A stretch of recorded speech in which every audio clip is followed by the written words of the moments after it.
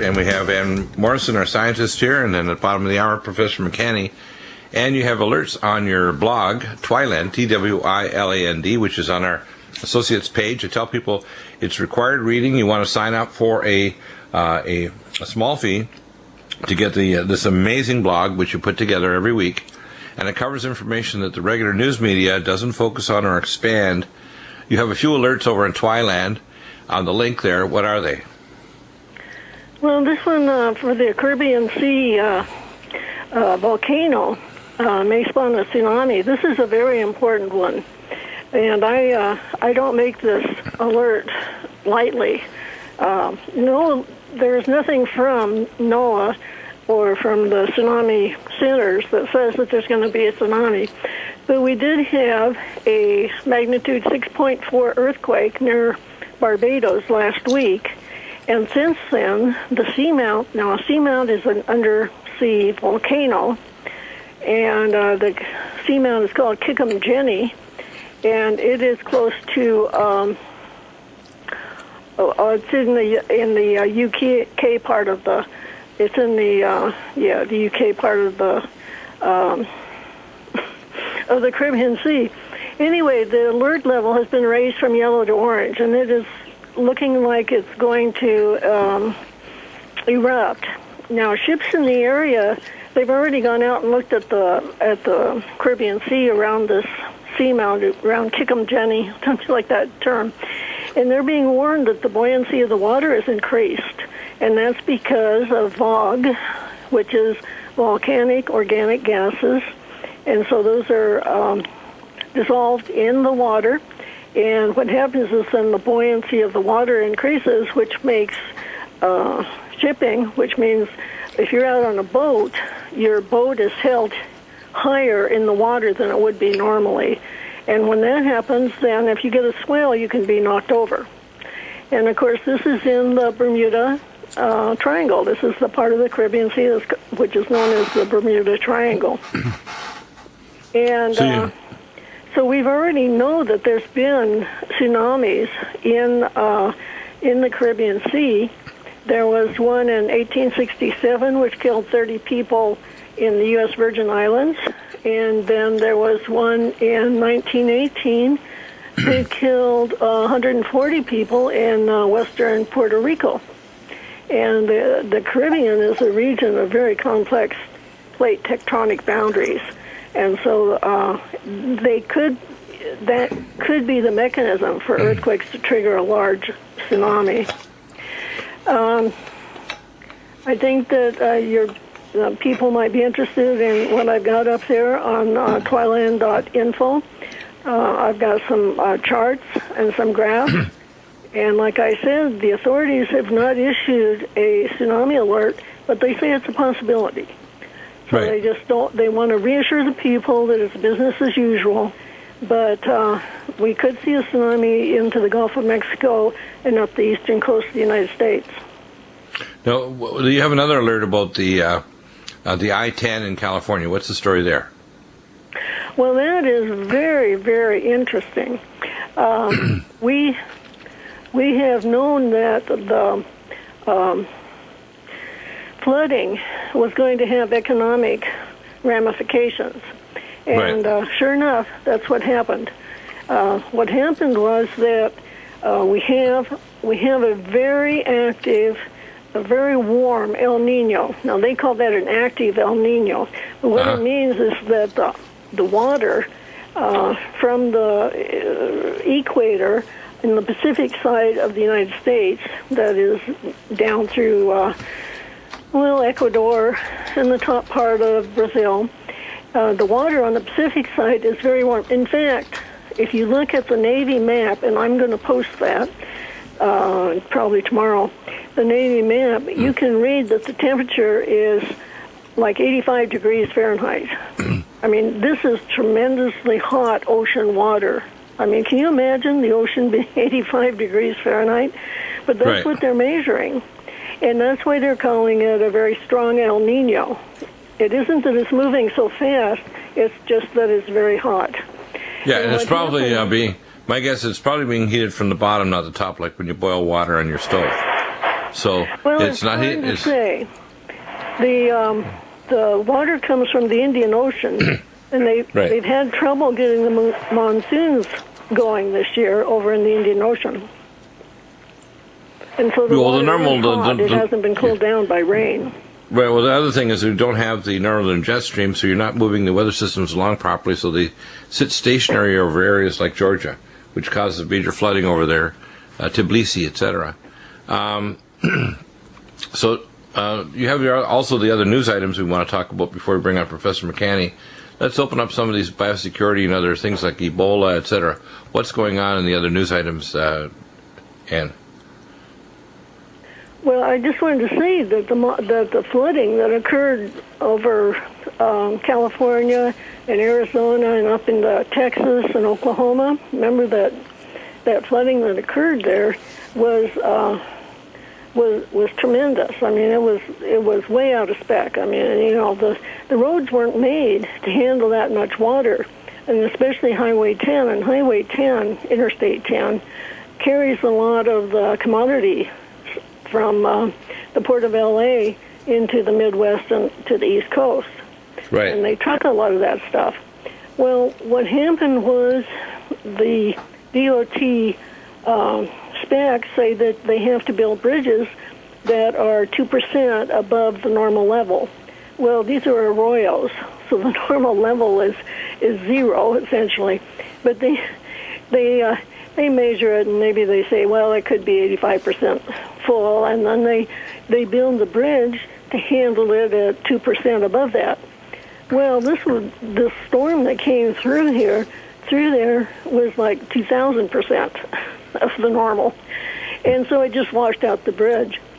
And there is a report out that we're probably losing $1.5 million per day from our GDP because of the lack of that transport corridor.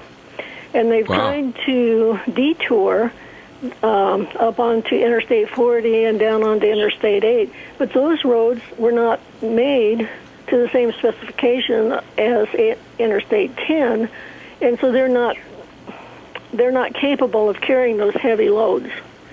You think that this might have a tie-in with the move over the last decade to sneakily put in the Trans-Texas corridor from Villa Cardenas, Mexico, through the central United States and Canada so they can avoid the coastal areas? Well, I don't think so, because they have to get from the West Coast over to Houston in order to use that, and they don't have a way to do that right now. China is building a canal through Nicaragua, which will handle their large cargo ships, but those large cargo ships that China wants to use won't go through the Panama Canal. So right now they can't do that. No, I'm not talking about cargo ships. I'm talking about offloading the container ships in Villa Cardenas, western, Pacific side of southern Mexico, and then the Trans-Mexico to Trans-Texas to Trans-Canada corridor up to central. In other words, I have a feeling that the globalists knew that there was going to be extreme weather like this that was going to harm normal transport from either coast. And to me, I'm suspicious of that's a factor as to why they're doing this, because they know more about what's going to happen in the long-term weather patterns than probably they're telling.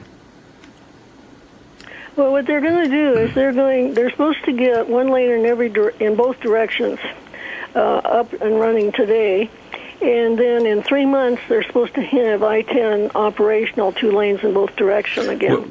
Where was the cutoff? Where the worst cutoff, Ed? It's in the middle of the Mojave Desert. Really? Yes. That's an awful place to try to build and fix things, isn't it? Wow. Yes, and they don't have any money, and the feds don't have any money. My. So the effect of banking on the economy, again, no money to build the infrastructure. Wow. Yeah, and you can't count infrastructure against GDP. Up on your news blog, Twiland. Yeah, well, I don't have it up there, but it will be up there. They are going to add the H5N1 influenza strains to the list of the to the select agents list. And that means that that means they're worried. That means that they the problem with H5N1 is that it spreads slowly, but it's often fatal. We're talking about 30% case fatality rate. And compared to it like an H1N1, which spreads rather easily, but is rarely fatal. And that's because H5N1 gets into the deep lungs and creates pneumonia, and it also attacks the kidneys. So this is going in the Federal Register. This is big news, and I think one of the reasons they're doing this now is because the H5N1 is spread from Egypt into Turkey. And so now they're seeing it start to spread outside of one country and into another. If they did a gene ontogeny map like Professor Henry L. Nyman over at Recombinomics.com, and you looked at his website, you'd probably find that they're starting to see gene polymorphisms in the receptor binding domain, which are 5 genes, that are increasing the chances that you're getting person-to-person spread. And the reason why it's so dangerous is because it grows at higher temperature in the deeper lungs, and it has a effect to create what's called a cytokine storm that damages the kidneys and blood vessels that can cause a disseminated intravascular coagulopathy and renal failure. So you're right. It's only a matter of time before it mutates from birds to humans, and humans start to spread between other humans. And once you get acquired at least 3 or 4 of those 5 genes, it's going to be a pandemic that will make all of the pandemics in history look like a garden party.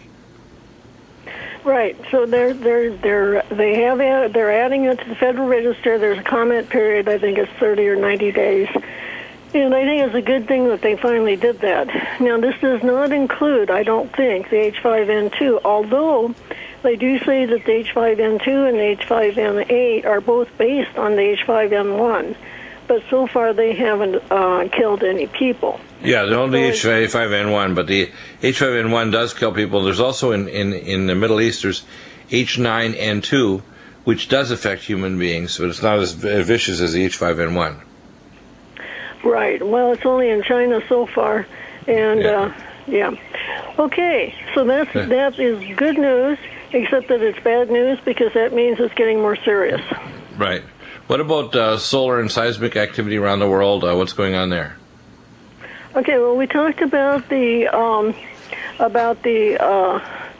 alert level being raised from yellow to orange for Kikum-Jenny near Grenada in the Caribbean Sea, and that possibly, if that seamount erupts and there's an associated earthquake, it's possible, I won't say it's probable, but it's possible that we could see a tsunami in the Gulf of Mexico or along the east coast of the United States. So that could hit the southern tip of Florida, it could hit along the Gulf Coast, it could hit the Caribbean islands and Cuba, and this could cause a large amount of devastation now. We'll get into some of these things later. What about flooding in the northern jet stream? What's going on there? Because the northern jet stream still hasn't reestablished its proper behavior pattern, has it? No, if you look in the picture, you'll see that it is now crossing from Northern California into North Dakota. So it's kind of going at an angle into the United States, about halfway into the United States, and it's going from southwest to northeast, and that's why we're seeing we just talked about the Gulf Stream, about El Nino. And so, when you've got really hot water like that, I mean, you just can't believe that the ocean water is 85 degrees Fahrenheit. I mean, you just can't believe it, but it is. And when you get hot water like that, it evaporates more than cold water. And so it's putting a lot of moisture in the air. And with this jet stream, what they're saying is that Southern California will probably be getting some rain, and also then across Nevada and Idaho and Montana and North and South Dakota. But we probably won't get any in the Midwest. Yeah, we're actually getting more rain lately, so the drought here to me technically is over. We've had a lot of rain in the last week, I think 3 or 4 days. Okay, cool. And what's happening also with some of these other issues dealing with the 85 labs around the world in 5 countries with the anthrax issue? What's going on there? Well, they finally have the report out, and the report says the Dugway hasn't been doing its due diligence, and that's all they say. They don't say anybody's going to be fired. They don't say they're going to change anything. They just said, well, this was a real mess up on the part of Dugway and the military. Yeah, one of the things that talk about the drought that's in the Northwest. Right. You know, I've been posting the pictures of the Columbia River at Vancouver, the hydrograph for that. Well, Right. in addition, now this last week, the governor of Oregon has declared, and this is a rare declaration, and she is restricting fishing along the Clackamas River, the Willamette River, and then the Columbia River, and that is because, in a drought, the river levels drop, and because they drop, then they're not as high as they would be otherwise, and the waters inside those rivers heats up, and so they're having they're losing a lot of fish just because they're overstressed. They call it overstressed. I call it cooked. But the drought is cooking the fish. Thermal cooking, yeah. And on the Columbia River, they're going to ban fishing of sturgeon, and it's going to be all across the state of Oregon. It's a 151-mile stretch from Bonneville Dam, which is in Idaho, to McNairy Dam. I'm sorry, Bonneville Dam, which is outside of Portland, and McNairy Dam, which is just outside of yeah, so Idaho. there's, in other words, the drought is still on, but there are breaks in it because we're getting some rain. And, of course, we know that there's still a blocking high out in the North Pacific, and the jet stream hasn't reestablished. So you have another thing on your Twiland. You talk about a brain-eating amoeba linked to warm water killing a California woman. That's interesting. These new pathogens are spreading out, and, of course, we're seeing more and more radiological desertification of the North Pacific Ocean. So literally no response from the government or the scientific groups or even the media people like Mishu Kaku and others who should be giving a response to Fukushima and demanding proper testing of food, water, and coastal areas. But NOAA's doing it, and they're all giving what I call pseudoscientific answers, saying everything's fine. You know, they're playing in the background Bobby McFerrin's song, you know, don't worry, be happy. If you worry, it doubles your trouble and all this stuff. It's ridiculous. So let's switch gears and we'll pop over to Professor McCanney. How is your wing generator thing going along, Professor McCanney? We're switching to Skype. So let's continue on the news, and we're talking about some of these biosecurity areas. The globalists want to have a super plague released, and we know that we're having plagues that are killing off a lot of our crops, including the vomitoxin that's present from Fusaria, which is now in the Ohio Valley all the way down to Missouri. There's going to be, literally this fall, significant intercontinental and international famine of major food crops, and that's a reality that people should be aware of right now, along with the seriousness of currency crisis. Hi, this is Canny and Ann Morrison, our scientist. So, Professor, we're talking about the El Nino, the warming up of the Pacific Ocean. Of course, the blocking high is still out there. What's happening, and what weather systems, what do we expect in weather in North America and the Northern Hemisphere? Well, actually, El Nino is caused by a joule heating of the Pacific Ocean by electrical currents that come from above. They have made measurements, the gradient of temperature flow, and there's no heat coming from below, like you would think, well, maybe there's a volcanic vent. But right, and it's not solar heating from the sun either, though. It's, in other words, it's the plasma physics of the interaction of the plasma physics of the upper ionosphere transferring electrical current to the water that's heating it very rapidly, even in a day, right? Yes, and in the Atlantic, that heat, that energy, electrical energy, typically goes into storm systems. And they'll come off of Africa and continue to draw that electrical current, whereas in the Pacific, when it's rather bare out there, this current comes down and it'll heat the Pacific Ocean up to, maybe a 2,000 mile wide north and south by maybe 4,000 mile long area, 3 feet deep. Now that's a lot of water, anybody who's a chemist, and it'll heat it up 1 or 2 or 3 degrees Celsius in an afternoon. I mean, we're talking serious boatloads of energy coming in there. And the standard science doesn't know what causes it. The other thing about El Nino is that the majority of weather that it creates goes west off the Pacific. There is a cycle, a hydrological cycle, that brings some of that in the upper atmosphere, but the majority of that flows north with the jet stream and comes in with the northern jet stream. It doesn't come back along the equator. And so that's what provides California and Oregon and the Pacific Northwest all the way up to Alaska with its water. I mean, that's where it comes from. And right. you see the water or the currents, the air currents coming out, and somewhere between Baja California and the midway to the Hawaiian Islands, that vaporized water off the Pacific raises up, and then, like I say, it naturally travels north and then hooks in with the jet stream wherever that is.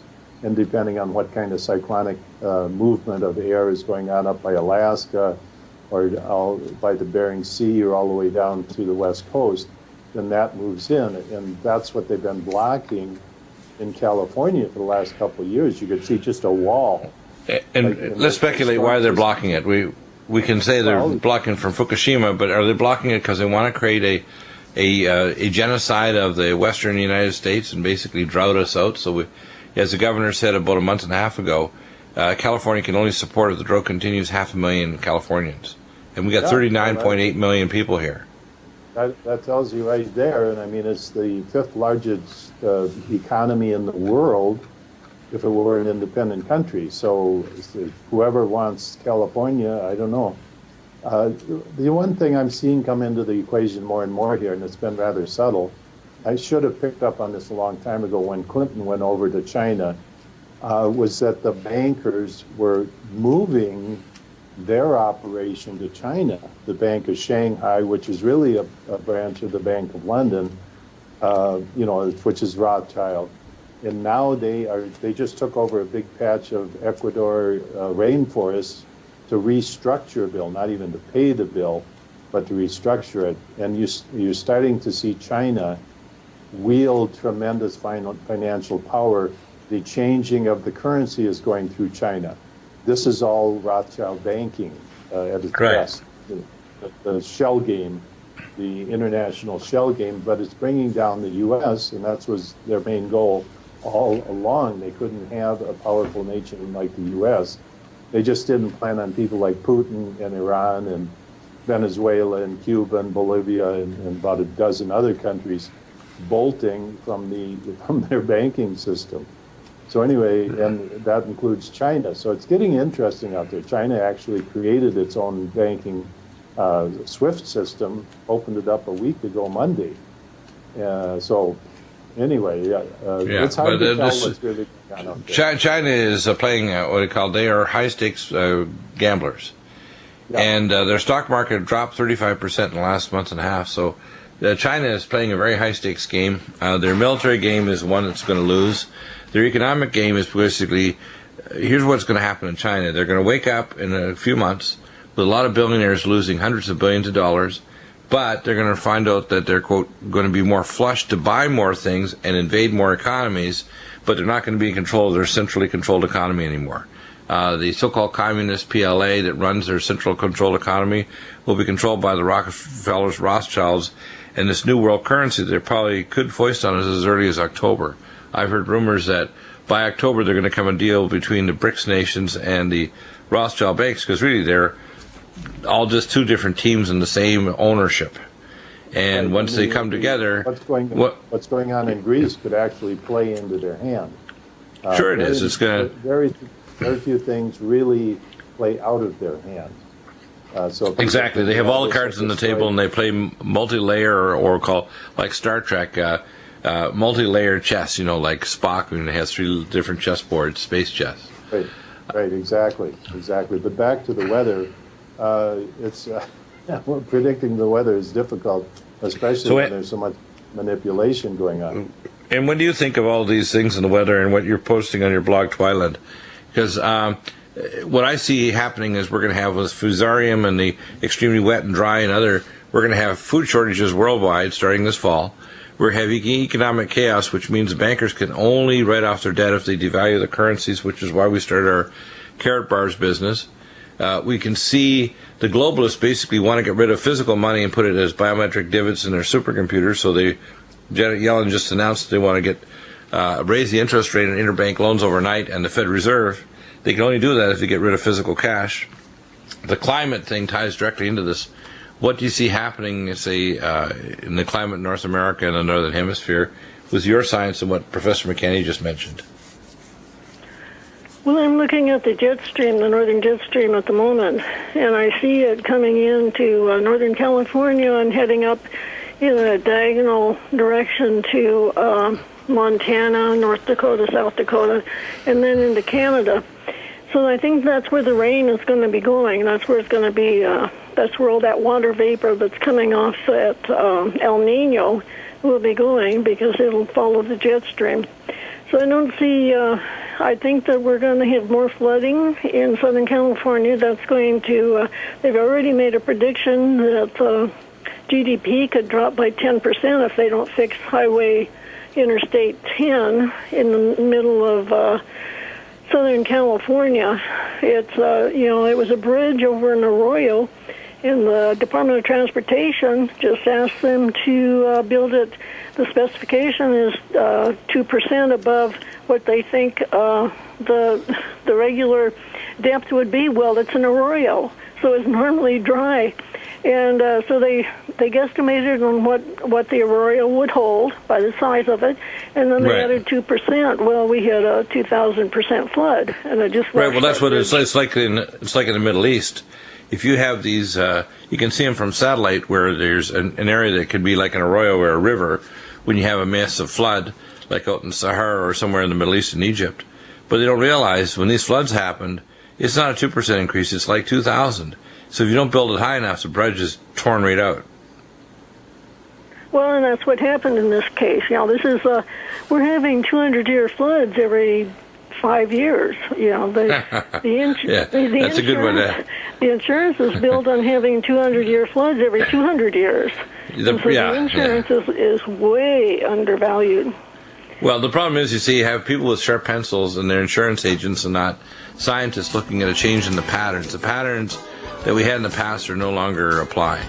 So when we come back, we'll talk more with Professor McKenney and Ann Morrison about the changes in your world, how to prep and how to get ready for what's coming, because it's going to get a little bit unusual, let's put it that way, at the very least. Back in a moment with Ann Morrison and Professor McKenney.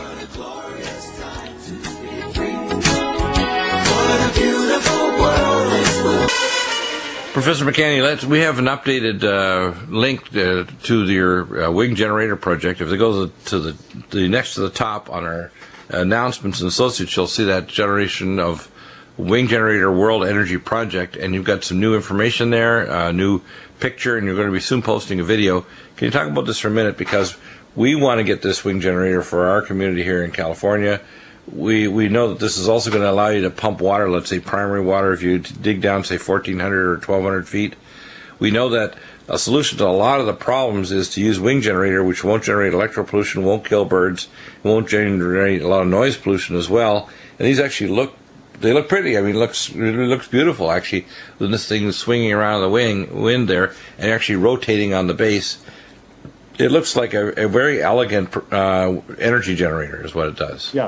Yeah, it's very beautiful in and it's a very sleek design, but more than anything, this can scale up to extremely large sizes, and that was when I wrote my functional specification before I ever created the design. Going back 10 years.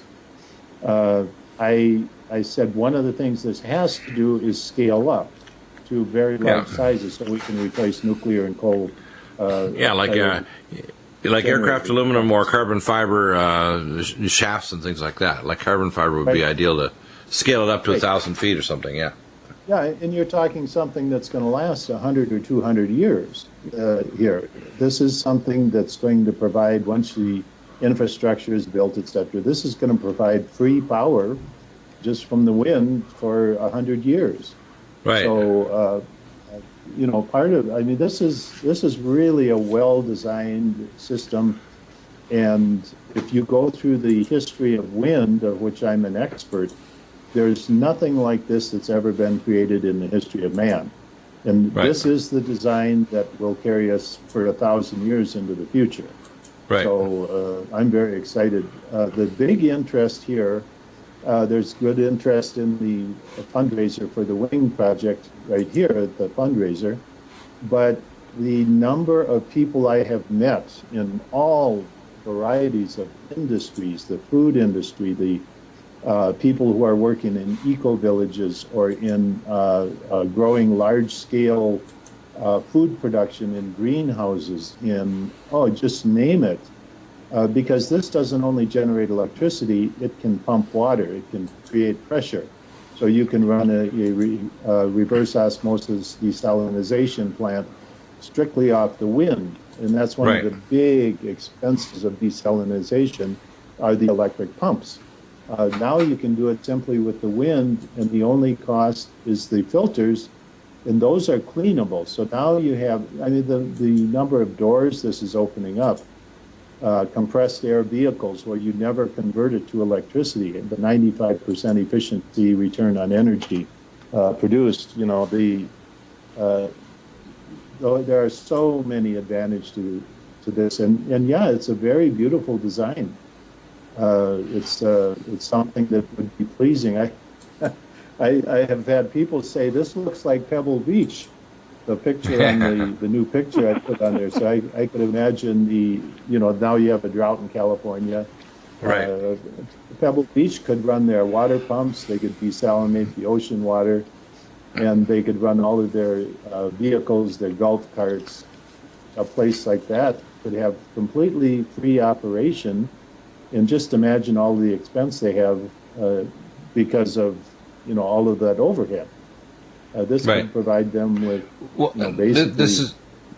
This is better than nuclear fusion, because the plans in the next 20 or 30 years for nuclear fusion requires giant fusion engines that would run, let's say, 10 generators across America with nuclear fusion power. But still, you'd have to have a giant grid that would still be liable to power surges and frequency drift and all kinds of other problems. This is what we call distributed energy, which means you generate it on site, and you don't need to worry about a giant grid collapsing because of a coronal mass ejection or a cyber terrorism or other things. You've got power generated on site for a factory or home or a group of homes or an island, which gives people the power to live in remote areas, like bringing power to Africa instead of solar panels. This is a far better solution, isn't it? Oh, absolutely. Just think of solar panels as a great example. I'm glad you brought that up. You have, in fact, this is an industry standard. Say you buy a 1,000-watt set of panels. Right. You get your kilowatt-hour production. That's 1 kilowatt. If it runs for 1 hour, that's a kilowatt-hour. But they will multiply by 4 hours, and that's on a nice sunny day. You only get 4 hours of electrical generation out of your solar panels. And like I say, that's the industry standard that they use to calculate how many panels you need, because the rest of the day, you're not getting anything out of your solar panels. And that's on a sunny day. So your battery pack has to be extremely large. Your solar panel array has to be extremely large, because you have to collect all your energy in those 4 hours. And if it's a normal day, most areas in the tropics where you have most sun, it gets cloudy by 10 in the morning. So your peak hours of energy collection in the day are cloudy. And so solar is really a terrible solution. And then your battery pack has to be humongous, because it's got to store up all the energy that's going to carry you through 2 or 3 days. With the Wing generator, your overall energy, and this is literally true, it's a 6-to-1 ratio. If you have a 1,000-watt solar panel array, say that was your need, which is very small, of course, but you would need a sixth of that in terms of the Wing generator, and your battery pack would be 1/6 as large. Now look at the savings you have, because and the environmental effect, because these batteries are also toxic. Making these batteries is a very toxic business. The amount of pollution generated by generating the batteries for Tesla cars or what's his name? The guy that runs PayPal. Elon Musk. Elon Musk. He's planning on making we call battery-run homes and so on. This is all a horrendous environmental catastrophe that they're planning. Yeah. The lithium-ion batteries are environmentally a disaster. And so the whole issue of the wing generator, if you look at front to back from production, manufacturing, the longevity, and also the eco-friendly part of this design, it's a beautiful, beautiful design, very eco-friendly from the front end all the way to the back end. Right. So I'm very excited. Plus, the compressed air part of this is super. There are other ways it can directly, like I say, directly pump water. You can actually compress air into compressed air vehicle suite. They've had compressed air vehicles in Europe for 35 years. So you could have compressed vehicles or running uncompressed air, or you can have electrical if you're actually charging them up. But if you don't even need batteries, you can already run compressed air vehicles. They have trucks in Europe that's all they do. They charge them up with air, and they run all day on air. Most states now, including California, just passed, and I don't exactly remember the number, but it's a huge amount of power that they're going to require the electric companies to store as backup. And one of the primary ways to do that is with compressed air. But look at what they're doing. They're burning nuclear fuel, and off-peak times they would continue to run at peak rate with the nuclear and coal-fired plants to compress air and other forms of energy storage. And so they have that on reserve. It's like an energy bank. Right. And they're requiring this by law. But imagine the amount of energy they're going to burn to do this, to compress that air. And so you're converting nuclear or coal into compressed air. Terribly, terribly inefficient process. So what you want to do is you want to have direct generation of compressed air, so you don't end up with that energy transition. And so that's why the light sail technology I talked about earlier is ideal as a backup, or a very small amount of batteries. But the compressed air technology combined with this is perfect, isn't it? Yeah, exactly. And you're going to always have batteries. Batteries do many things. They control voltage. They're one of the best known. But you don't need many of them. If you you can marry them together. You can have a small number of batteries and compressed air, and it solves the problem. Check it out, the Wing Generator Project. Contribute. We're needing lots of funds to get this project really rocking and rolling worldwide. It is the solution, just like we're providing solutions for your health, for your economy with carrot bars, with the Wing Generator Project. Get Ann Morrison's Twiland. Log on, subscribe, and start listening. Check out Professor McCanney's show himself at jmccsci.com. Direct links, all of his books and videos and so on are posted up on our associate site as well. These are important projects. We try to provide solutions for you here at the Nutrimedical Report, Clay and Iron Show. And thank you, Anna and Professor McCanney, another amazing program. We'll be back again on Monday, and of course we've got lots of remarkable shows planned for you this coming next week. We'll be back on Monday morning, and have a wonderful weekend. Drive safely and enjoy your summer.